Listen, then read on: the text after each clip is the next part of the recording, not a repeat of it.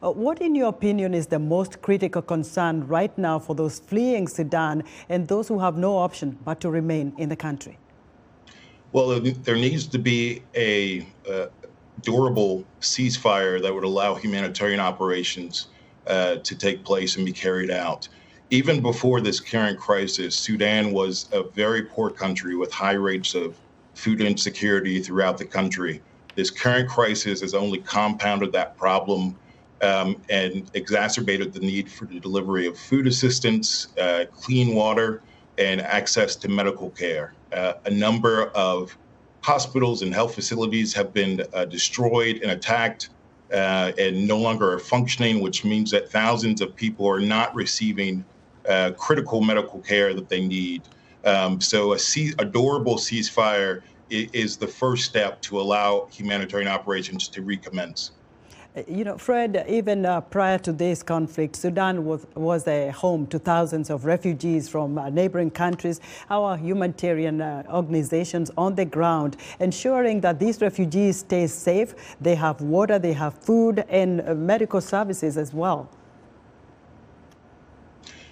Yes, Sudan. Has been home to a number of refugees itself.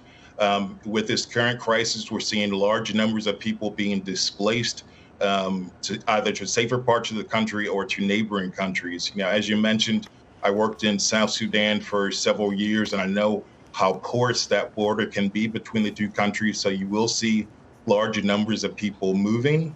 Of course, the danger is that with this type of displacement, it makes people especially vulnerable. There's an increased risk of families being separated, of children being separated from their parents.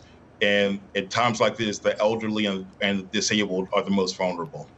Fred, we understand that some of the humanitarian organizations are also leaving because they fear their lives are in danger.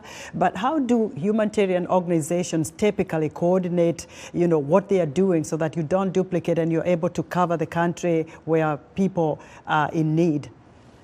We work very hard to coordinate amongst ourselves as international non-governmental organizations, local non-governmental organizations, and then our UN counterparts. So we share information extensively in terms of what programs we're operating across the country to make sure that we're not duplicating efforts and to make sure that communities receive a full range of services that they may need.